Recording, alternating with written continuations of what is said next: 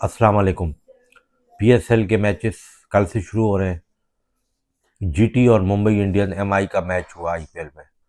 एक मरहले पे गुजरात टाइटंस ने गेम पे गिरफ्त मजबूत कर ली, लेकिन उसके बाद तिलक वर्मा की जो इनिंग है उसकी बदौलत जो है 199 रन बना लिए।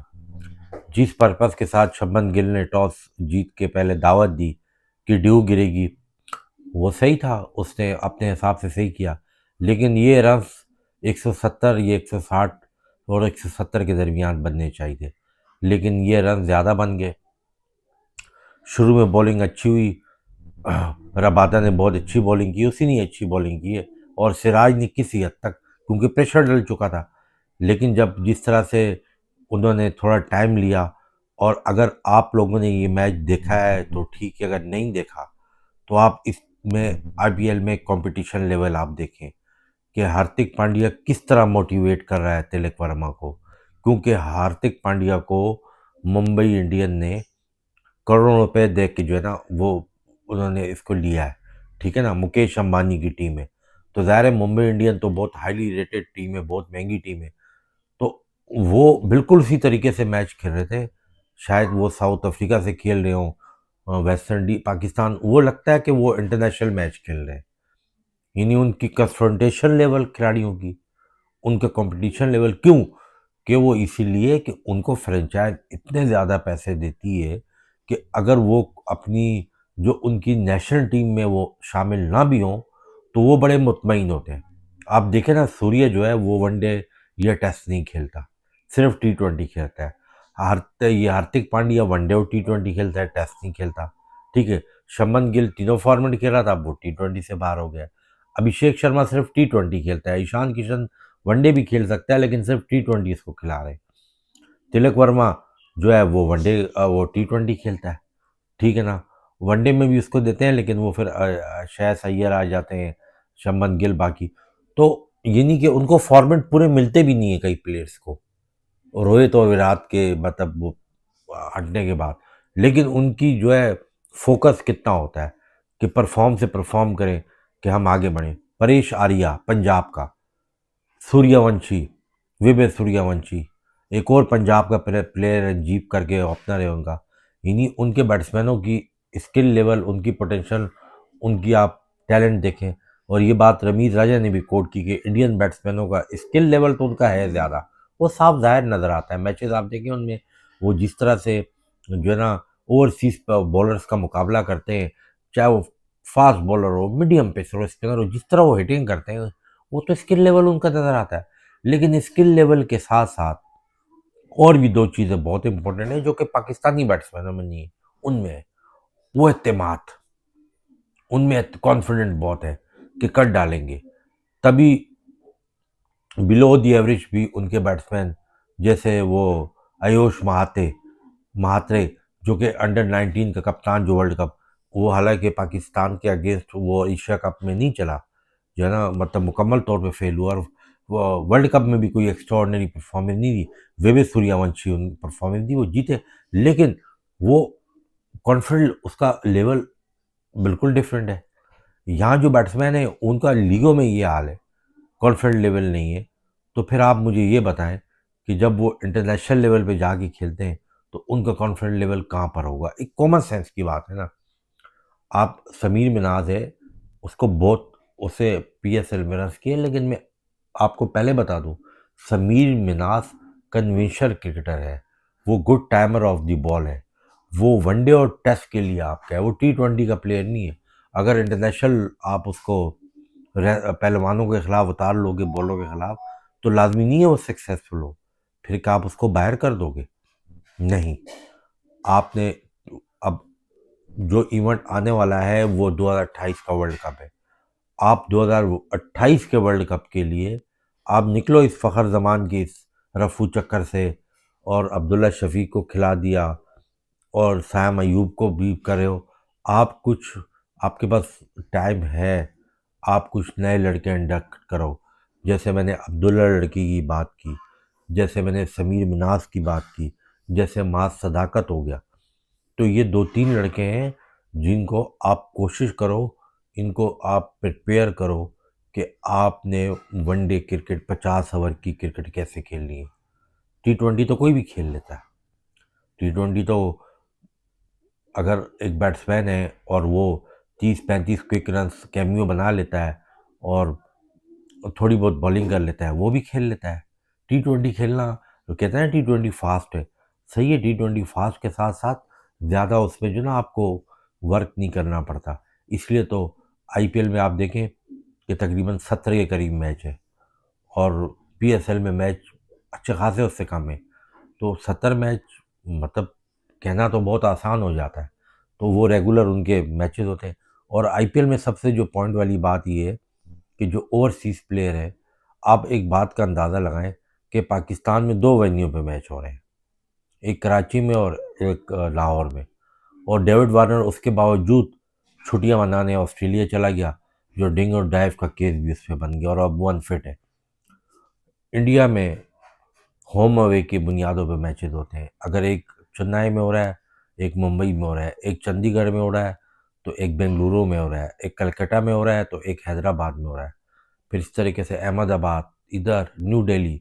तो अभी आप अंदाज़ा लगाएं कि उनकी ट्रैवलिंग कितनी होगी। रोज़ सही है, 10 टीमें रोज़ मैचेज है।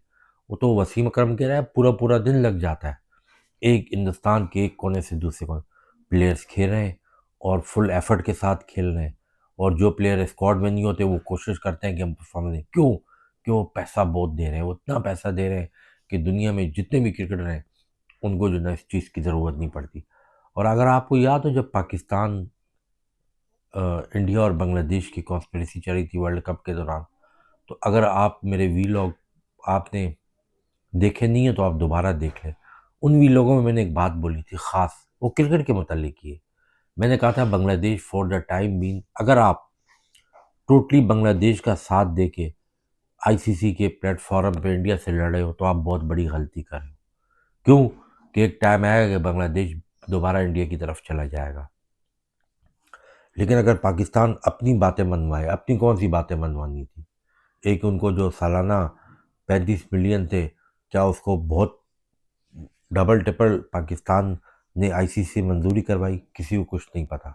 और मोस्ट इम्पोर्टेंट कि आईसीसी से एशिया कप की, ये नहीं कि वुमेन वर्ल्ड कप, आईसीसी से आईसीसी की वर्ल्ड की, चैंपियंस ट्रॉफी की, टी20 वर्ल्ड कप की, ओडीआई वर्ल्ड कप की होस्टिंग राइट के जो है ना वो मुतालबात होते।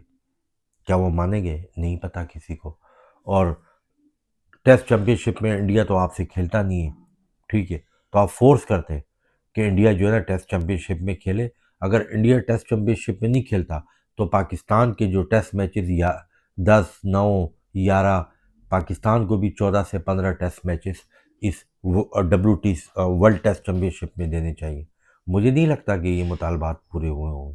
अगर ये मुतालबात पूरे हुए होते तो ज़ाहिर है कुछ ना कुछ बात तो इसके बारे में होती, लोग भूल गए। अब वो प्रो पाकिस्तानी गवर्नमेंट है बांग्लादेश की, ठीक है, लेकिन उसका जो कायम मुकाम जो है ना उनका BCB यानी बांग्लादेश क्रिकेट बोर्ड का जो चेयरमैन आया है, वो पता नहीं इलेक्शन करवाता है नहीं करवाता, निजाम सेठी की तरह। उसने फ़ौरन ख़त लिख दिया कि हम BCCI के साथ ताल्लुकात बहाल करना चाहते हैं, यानी इंडिया बांग्लादेश का टूर करे वनडे का। लेकिन मुझे नहीं लगता कि इंडिया बांग्लादेश का टूर करेगा। बताऊं, वो लॉन्ग टर्म प्लानिंग सोच है, क्योंकि 2031 का जो वर्ल्ड कप है वो बांग्लादेश और इंडिया ने मिल के करवाना है वनडे का। तो बांग्लादेश ये सारी चीज़ें देख रहा था, पाकिस्तानी हवा में उछल रहे थे।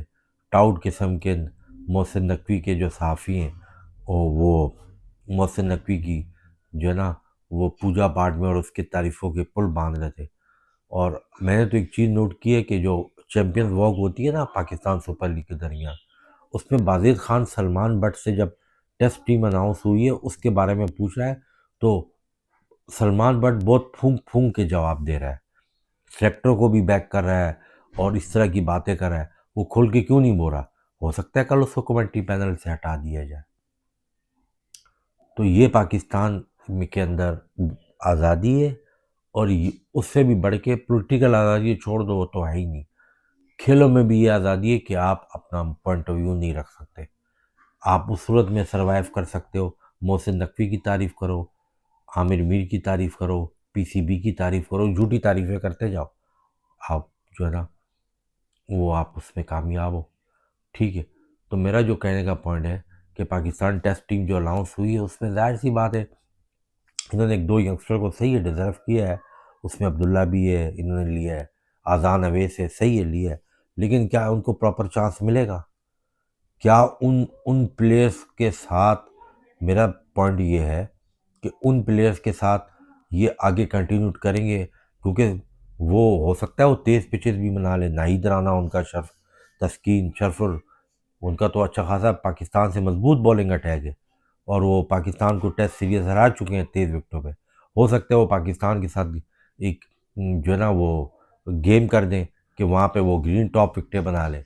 तो अब पाकिस्तान के तो पेसर इतने कैपेबल नहीं है जो भी जा रहे हैं कि वो उनको टबल करें, लेकिन वो कर सकते हैं।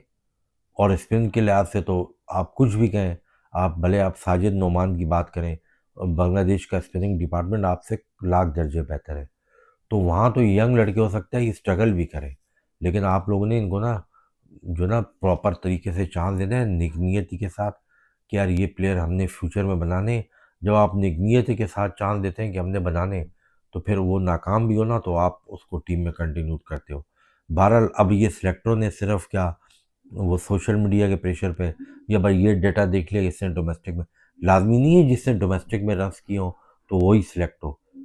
एक प्रॉपर आपका विजन होता है, जो प्लेयर बाद औकात डोमेस्टिक में इतने रन्स करता भी नहीं है लेकिन वो उसमें नज़र आ जाता है कि ये बहुत महान क्रिकेटर बन सकता है। तो उस कैलिबर के तो पाकिस्तान में ना सिलेक्टर है, ना कैप्टन है, ना मैनेजमेंट में लोग हैं। देखें फिर आगे क्या होता है। लेकिन शान मसूद के बारे में एक बात कहूँगा कि पाकिस्तान क्रिकेट बोर्ड को चाहिए कि शाहीन आफरीदी की जगह वो 2028 के वर्ल्ड कप तक शान मसूद को कैप्टन बनाए। शान मसूद का ऑस्ट्रेलिया में T20 वर्ल्ड कप में जो वहाँ हुआ था उसमें भी बहुत अच्छी उसने परफॉर्मेंस दी थी। लॉन्ग है, टॉल है और वो लॉन्गर वर्जन की क्रिकेट खेलता है। तो वनडे में आपको एक ऐसा प्लेयर चाहिए जो, क्योंकि जो ये साउथ अफ्रीका की पिचेज हैं ये बाउंसी टैक्स होंगे वहाँ पे जो वर्ल्ड कप हो रहा है, तो वहाँ पेसर्स का राज होगा। तो आपके पास टेक्निकल एक स्ट्रॉन्ग किस्म का ना आपको मिडिल ऑर्डर में एक बैट्समैन चाहिए होगा। वहाँ सऊद शकील आपका नहीं चलेगा, ये इनके काम नहीं है। ये आपके समद हो गए, हसन नवाज, ये वहाँ नहीं चलेंगे। आपको वर्ल्ड कप के लिए एक प्रॉपर सीनियर प्लेयर का चाहिए, जैसे बाबर हो गया या रिजवान अपनी फॉर्म कंटिन्यू करता है, हर वनडे में तो परफॉर्म करा है। तो आपको एक्सपीरियंस प्लेयर्स चाहिए, ठीक है ना। आपको इमामुल हक जैसा प्लेयर भी इफेक्टिव है। आपको एक्सपीरियंस के साथ जाना है, आपको T20 और ये वनडे मिक्स नहीं करना। तो शान मसूद को ना आप जो है ना इन फ्यूचर वो आप इसका कप्तान बनाए। वो वनडे में इंटेलिजेंट है, वैसे भी जेल करने वाला है और थिंकिंग किस्म का कप्तान है। मुल्तान सुल्तान को एक दफ़ा उसने फाइनल में भी पहुंचाया था। फिर रिजवान की कप्तानी वो जीत गए थे, लेकिन कहने का मकसद है कि वो और PSL में भी जिस तरह वो T20 में ख़ुद को इन्वॉल्व करा है वनडे में कर लेगा। तो बहरहाल देखते हैं। अभी तो गुजरात का मैच जारी है। अगर गुजरात ये मैच जीत गया तो मुंबई इंडियन के लिए बहुत प्रॉब्लम हो जाएंगी, क्योंकि मुंबई इंडियन एक ही मैच जीता है। लेकिन गुजरात, और वही वाली बात कि फॉरेनर प्लेयर्स रबादा ने विकेट ले ली। तो मैं बार बार ये बात कहता हूँ, इसको समझने की ज़रूरत है कि हिंदुस्तान के यंगस्टर और हिंदुस्तान के बैट्समैन हर साल दुनिया की टॉप की बॉलिंग लाइनअप को खेलते हैं, पेस बॉलर को, तेज बॉलरों को, क्वालिटी के बॉलरों को। तो वो 14-14 मैचेस खेलते हैं। वो यूज टू गए हैं, जब इंटरनेशनल लेवल पे ये बॉलर उनके सामने आते हैं तो ये यूज टू होते हैं। ये वही इंडिया था जो 135 की बॉल, 136 की बॉल इसके बैट्समैन नहीं खेल सकते थे। और अगर आज 149, 150 प्लस या 150 को भी वो टैकल कर रहे हैं ना, तो उसकी वजह है कि एक सरफेस बैटिंग होते हैं और उसके बाद वो इतना खेल चुके हैं। जाहिर सी बात है, जो बॉलर वेरिएशन यूज़ करेगा या इस लीग में, और वो उतनी ही एफर्ट से जो है ना फॉरेनर क्रिकेटर कोशिश करते हैं जैसे वो इंटरनेशनल मैच में करते हैं, और जो एग्जीक्यूशन करते हैं वो इंटरनेशनल में भी करते हैं। उनको मालूम होता है इन्होंने बॉल किस लेंथ पे फेंकनी है, इन्होंने शुरू के ओवरों में कैसे बॉल करानी है, इन्होंने बाद के ओवरों में कैसे बॉल करानी है, इनका लीथर बॉल कौन सा है, इनके पास वेपन कौन सा, इनकी स्पीड कौन सी। तो इसीलिए आपकी पाकिस्तान सुपर लीग इंडिया के IPL के मुकाबले की नहीं है। अगर आपने उसको उस लेवल पे जाके जाना है तो आप टपाल टी कॉर्नर से, पिच किनारे से और एनवर सोलर एनर्जी से और वो पेप्सी के वो डांस से, ठीक है, और किटें बांटने से कुछ करने से ये नहीं होगी। जब तक आप फॉरनर दुनिया की टॉप के आप बैट्समैन ले आते हो, बॉलर क्यों नहीं लाते हो? आप महंगे दामों पे बॉलर नहीं लाओगे, आपके लोकल प्लेयर उनको नहीं खेलेंगे, उस वक्त तक आपकी क्रिकेट इम्प्रूव होने के चांसेस इंतहाई कम है। उसको इम्प्रूव करना है तो ये आपको करना पड़ेगा। नेक्स्ट कंटेंट में किसी और टॉपिक पे बात करेंगे।